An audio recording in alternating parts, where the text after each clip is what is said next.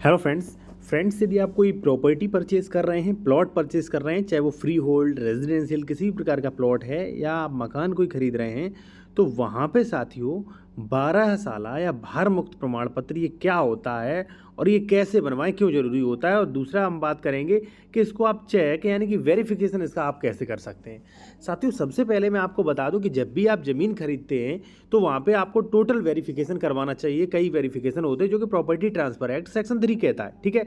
जैसे मान लीजिए इसकी डबल रजिस्ट्री तो नहीं है, अंश से अधिक विक्रय तो नहीं है, इसका श्रेणी नंबर क्या है, ठीक है, खातेदार का वर्ग क्या है, ठीक है, फसली वर्ष, इसके बाद इसका जो है धारा 116, 117, धारा 80, 143, ठीक है, ऐसी तमाम चीज़ें देखनी पड़ती हैं, ठीक है। उसके अलावा एक ये भी चेक करना पड़ता है कि इस पर कोई लोन तो नहीं है। तो देखिए अधिकार अभिलेख से 99% पता चल जाता है कि इस पर जो है लोन है कि नहीं। फिर भी लोग जो है रिकमेंड करते हैं कि 12 साला या भार मुक्त प्रमाण पत्र बनवा लीजिए।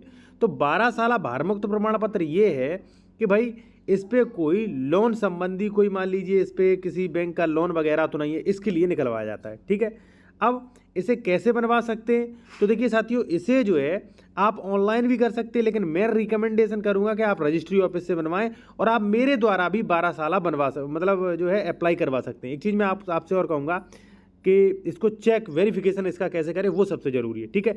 इससे पहले एक चीज़ और, यदि आप कोई कानूनी सलाह लेना चाहते हैं या ज़मीन खरीद रहे हैं तो डॉक्यूमेंट्स वेरिफिकेशन करवाना चाह रहे हो आप, जैसे इस पर डबल रजिस्ट्री तो नहीं है, ठीक है, इस पर कोई विवाद तो नहीं है, इसकी मान लीजिए अंश से अधिक विक्रय तो नहीं है, इसका श्रेणी नंबर यानी कि प्रॉपर्टी ट्रांसफर एक्ट का नियम फॉलो कर रहा है कि नहीं, ये सारी चीज़ें आप मेरे द्वारा भी चेक करवा सकते हैं। 12 साल भी निकलवा सकते हैं। कॉन्टैक्ट नंबर वीडियो के डिस्क्रिप्शन में दिया गया है साथियों, व्हाट्सएप मैसेज करें, कॉल वो करवा सकते हैं।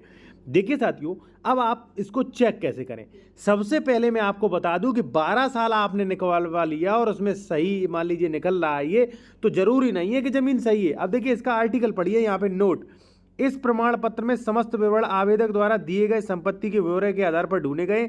यदि रजिस्ट्री लेख पत्र में संपत्ति आवेदक द्वारा आवेदन में दिए गए वर्णन में किसी दूसरे ढंग से वर्णित किया गया हो तो ऐसे लेख पत्रों से प्राप्त सूचना को प्रमाण पत्र में दर्ज नहीं किया हो। दूसरी बात यह है कि विभाग प्रमाण पत्र में शामिल सूचना के लिए उत्तरदायी नहीं होगा।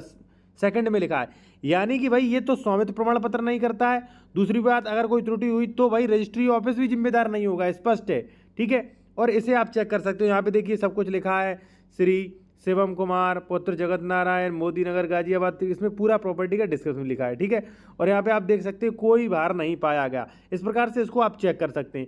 अब भाई जैसे मान लीजिए ये चेक कर रहे हैं, आप सही पाया था, फिर भी साथियों ये 100% गारंटी नहीं वो जमीन सही है। आप अपने स्तर पर जो है स्तर पर चेक करिए। जैसे मान लीजिए इसका आकार पत्र 41-45 होता है साथियों, ठीक है, इसकी धारा 116, 117 चेक करिए, इसका स्वामित्व चेक करिए, ठीक है। और ये चेक करिए कि स्वामित्व कैसे मिला, इसका 57 खा है या मान लीजिए इसे पट्टे पे जमीन मिली थी, कैसे बनी थी, भूमिदर कैसे बना, ये सारी चीज़ें चेक करिए। एक जमीन आप खरीदते हो तो वहाँ पे यूपीआरसी, प्रॉपर्टी ट्रांसफर एक्ट और रजिस्ट्री एक्ट, इन सारे नियमों की जानकारी आपको होनी चाहिए। अगर आपको नहीं है तो देखिए होता क्या है कि आपके एडवोकेट को बहुत ज़्यादा जानकारी नहीं होती है, वो केवल रजिस्ट्री लिख देते हैं और आपसे पैसे ले लेते हैं बस। इसीलिए तो सबसे ज़्यादा ज़मीन के संबंधी मामले जो है वो कोर्ट में पेंडिंग है, ठीक है। तो इसलिए आप अपनी ज़मीन का पूरा वेरिफिकेशन करें, ये जो डॉक्यूमेंट्स है ये आप आवेदन करके निकलवाएं, उसके बाद ही ज़मीन खरीदें, ठीक है साथियों। और कोई भी कानूनी सलाह लेना चाहते हैं तो कॉन्टैक्ट नंबर हमारा वीडियो के डिस्क्रिप्शन में आपको मिल जाएगा, व्हाट्सएप पर मैसेज करिए, कॉल बुक कराइए, उसके बाद आपकी बात हो जाएगी।